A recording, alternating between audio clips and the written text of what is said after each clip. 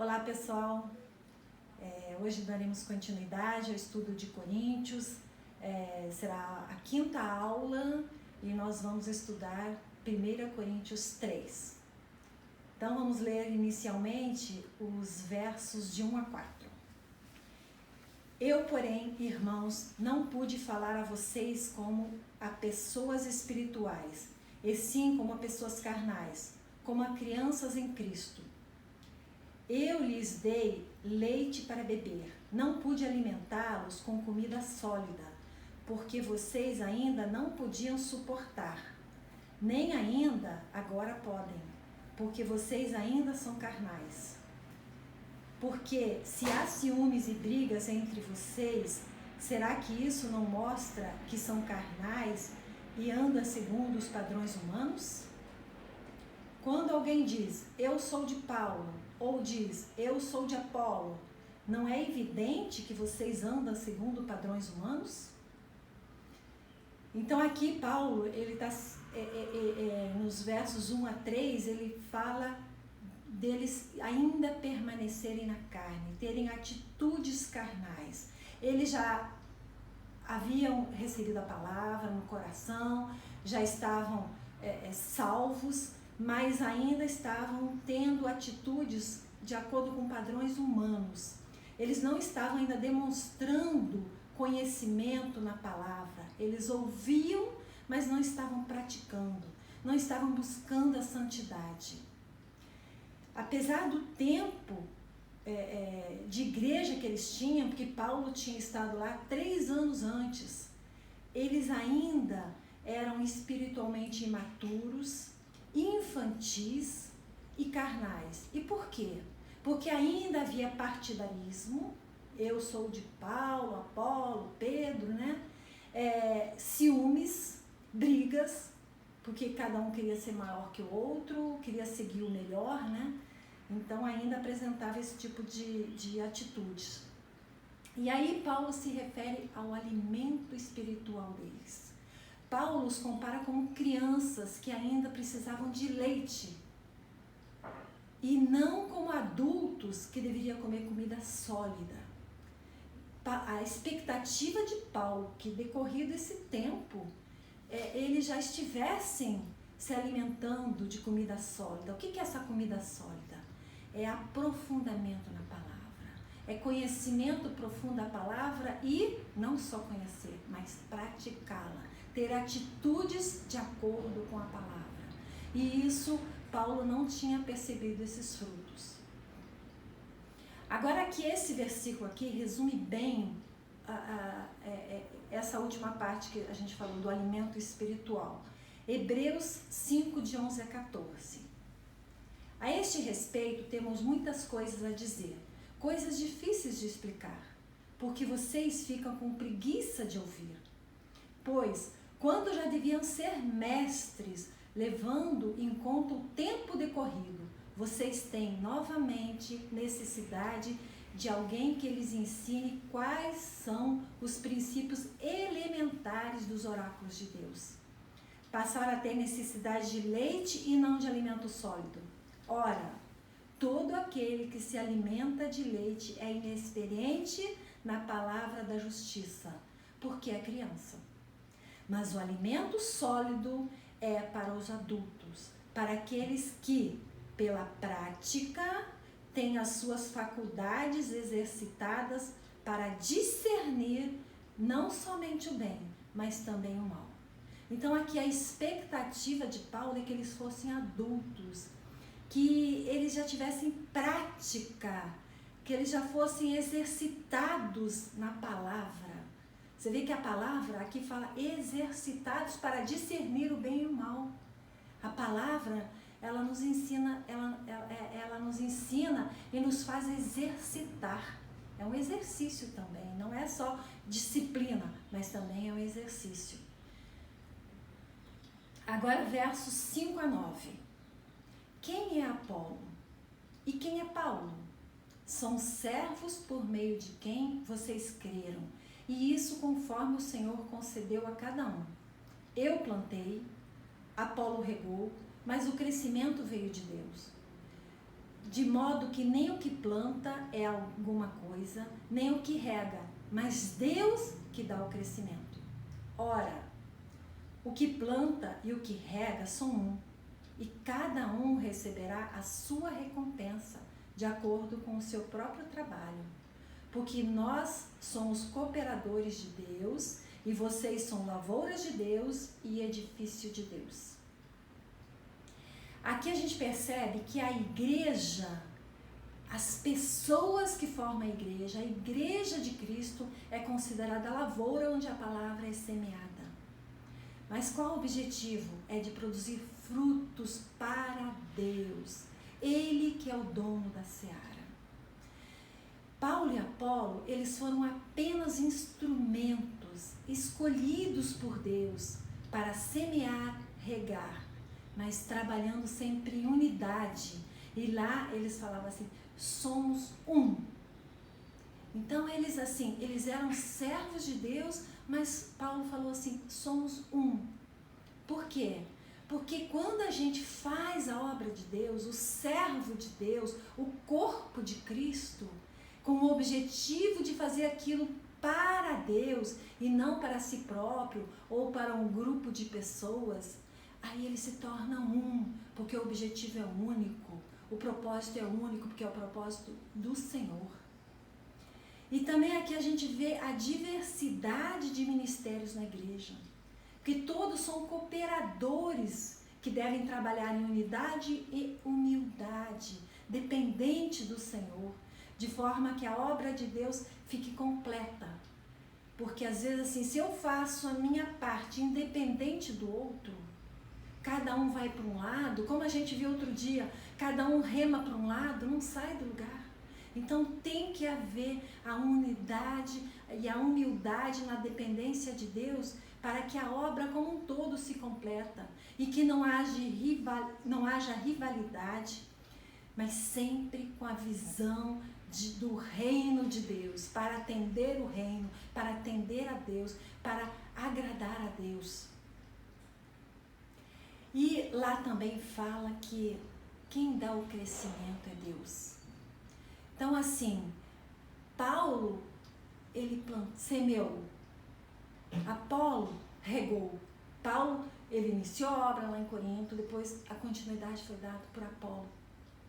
Mas o crescimento é uma obra contínua de Deus, não para.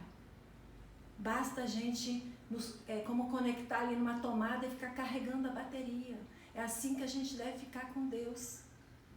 Então o crescimento é só Ele que dá e é uma obra contínua.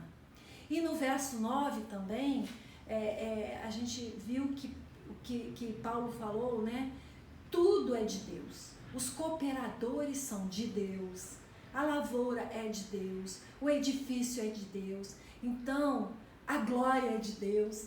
Então a gente deve sempre pensar que a obra é de Deus e não de personalidades humanas, não de pessoas. Não se deve confundir a obra de Deus com a obra de líderes, são coisas distintas. Ele é um instrumento, mas a obra é de Deus. O culto não deve ser a personalidade, mas sempre a Deus. Agora vamos ler dos versos 10 ao 17. Segundo a graça de Deus que me foi dada, lancei o fundamento como sábio construtor, e outro edifica sobre ele. Porém, cada um veja como edifica. Só vou fazer um parênteses aqui nessa última parte. Porém, cada um veja como edifica. Verso 11. Porque ninguém pode lançar outro fundamento além do que foi posto, o qual é Jesus Cristo. E, se o que alguém edifica sobre o fundamento é ouro, prata, pedras preciosas, madeira, feno, palha, a obra de cada um se tornará manifesta, pois o dia a demonstrará. Percebem que aqui, mais um parênteses, dia, letra maiúscula. Porque será revelada pelo fogo, e o fogo provará qual é a obra de cada um. Se aquilo que alguém edificou sobre o fundamento permanecer, esse receberá recompensa. Se a obra de alguém se queimar, esse sofrerá dano, porém ele mesmo será salvo, mas como que através do fogo. Vocês não sabem que são santuário de Deus e que o Espírito de Deus habita em vocês? Se alguém destruir o santuário de Deus, Deus o destruirá, porque o santuário de Deus, que são vocês, é sagrado. Igreja, edifício de Deus, edificação de Deus. Como construir ou edificar? Vimos lá atrás que Paulo escreveu: vejam como edificam. O fundamento é Cristo, mas a edificação é dos servos do Senhor. Então, vamos edificar com ouro, prata ou pedras preciosas, ou de madeira, palha ou feno. Feno é uma pastagem seca, só para esclarecer. Aqui vamos ver como a gente deve edificar. Primeiro, fundamento. Paulo, como sábio construtor, e ele sempre ressalta que é pela graça de Deus. Ele lançou Jesus como único fundamento para a edificação espiritual. Então, esse fundamento não é em autoridades terrenas, não é em obras, não é na ciência, não é em grandes líderes, mas é somente em Cristo. Alicerce em Cristo. Para edificar alguma coisa, quando a gente vai construir, a base da construção tem que ser muito forte, senão pode tudo vir abaixo. Então, somente em Cristo, esse é o fundamento. Agora, quanto aos materiais, essa parte da edificação já cabe a cada servo do Senhor. Materiais corretos para a construção que resistam ao fogo. Ouro, prata, pedras preciosas são materiais permanentes, nobres, belos, valorosos, difíceis de serem obtidos. Existe a necessidade, inclusive, de cavar. Eles não estão disponíveis na superfície. A gente tem que cavar. Isso simboliza uma vida cristã pura, com profundidade na palavra de Deus, cavando na palavra de Deus, nos aprofundando cada dia mais. Agora, a madeira, o feno e a palha, eles não são resistentes, são de pouco valor e fáceis de serem obtidos. Agora vamos ver quais as consequências relativa à escolha dos materiais para a edificação da obra do Senhor, que vai ocorrer no dia da provação, no dia do Senhor, que é o dia que Jesus vai voltar para buscar a sua igreja. A igreja de Cristo é o corpo de Cristo, é aqueles que estão em Cristo. Não é a denominação A nem B, mas é aqueles que estão firmes com o Senhor. Então, haverá recompensa para aqueles que edificarem sobre o fundamento Jesus e utilizando os materiais corretos, os materiais que resistam ao fogo. E a recompensa é individual, é para cada um, não é coletiva, e ela vem de Deus. A recompensa é dada por Deus. Então, nós sempre devemos esperar a recompensa do Senhor quando a gente faz a obra dele. Não é a recompensa humana, não é a recompensa financeira, mas é a recompensa do Senhor que nós devemos esperar. Agora, outra consequência são danos, perda da recompensa, e Paulo lá fala que, mas serão salvos. E aí os estudiosos, eles falam assim, salvo por um triz. É tipo assim, ali na corda bamba, quase ficaram para trás. Por quê? Eles estavam fundamentados em Cristo Jesus, mas estavam construindo com material que não resistia. Então, a gente tem que fazer a obra de Deus com muito zelo. Agora, nos versos 16 e 17, fala sobre o santuário de Deus e a habitação de Deus. Lá fala assim, vocês são um santuário, no singular, de Deus. Então, refere-se ali à comunidade local, à coletividade, à assembleia. Eles é que eram um santuário de Deus. Era o coletivo, era aquela igreja do Senhor ali. As pessoas que estavam em Cristo ali em Corinto e nós hoje também, com certeza. E aí depois, se alguém destruir o santuário de Deus, Deus o destruirá. Porque o santuário de Deus, que são vocês, é sagrado. Então mostra a necessidade dos obreiros cuidarem e orientarem a igreja do Senhor com base na palavra. Firme na palavra, somente na palavra, sem buscar extras. Porque o ensinamento da palavra, ele é baseado na palavra. Não pode ter mistura, porque a mistura às vezes contamina. Se a gente pegar uma água filtrada, boa para beber, se você botar talvez uma gota de uma mistura, ela já não é mais saudável. E assim é a palavra de Deus. Tem que tomar muito cuidado para não haver mistura. E sempre, sempre, sempre fundamentada em Cristo, sendo cristocêntrica. Ele é que morreu por nós. Ele é que fez o sacrifício. Ele é que nos dá vida e vida em abundância. Então, não há outro, não há ajuda de ninguém, mas é Cristo. Aqui dos versos 18 a 23, vamos ler. Que ninguém engane a si mesmo. Se algum de vocês pensa que é sábio neste mundo, faça-se louco para se tornar sábio. Porque a sabedoria deste mundo é loucura diante de Deus, pois está escrito, ele apanha os sábios na própria astúcia deles. E também, o Senhor conhece os pensamentos dos sábios e sabe que são pensamentos vãos. Portanto, ninguém se glorie nos homens, porque tudo é de vocês. Seja Paulo, seja Apolo, seja Cefas, seja o mundo, seja a vida, seja a morte, sejam as coisas presentes, sejam as futuras, tudo é de vocês. E vocês são de Cristo e Cristo é de Deus. Então aqui a gente, novamente, Paulo traz o assunto da sabedoria, né? Mas ele fala, a sabedoria humana não tem utilidade na obra de Deus. Ela tem utilidade para o mundo.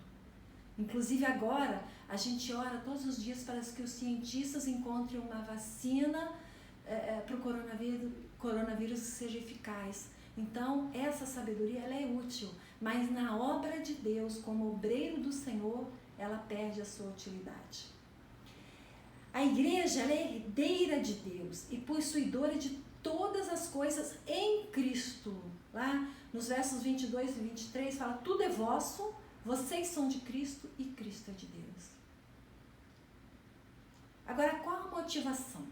Qual a motivação nossa em fazer a obra de Deus? É a glória de Deus. A única motivação, a maior motivação é a glória de Deus, o crescimento do reino de Deus, não só em quantidade, mas também em qualidade. Porque a gente viu que a qualidade da edificação é aquilo que vai permanecer. Por quê? Porque dele e por meio dele e para ele são todas as coisas. A ele seja a glória para sempre. Amém. Em Romanos 11:36. Agora, só para nossa meditação, é um recorte do livro de Max Lucado. Parte do caráter decisório dos coríntios provinha dos fã-clubes, que era Pedro, Paulo, Apolo, de certos líderes espirituais. Eles estavam perdendo o foco. Sua fidelidade precisava ser firmada num só lugar, em Cristo somente. Paulo apontou a inutilidade de qualquer obra feita sem este alicerce. Então, o alicerce é Cristo. Qual o alicerce da sua fé? Qual o alicerce da minha fé? É Jesus mais alguém? Eu preciso de alguém para dar uma ajudinha? Será que eu confio que outra pessoa, a não ser Cristo, possa dar alguma ajuda, possa me levar até a presença de Deus um dia? Será que é Jesus mais a herança? Ah, eu já nasci na igreja, eu sou desde criança. Eu conheço tudo. E eu faço só coisas boas. Eu não mato, não faço nada de errado. Será que é o suficiente? Jesus é único e suficiente para nós. Será que é Jesus mais misticismo?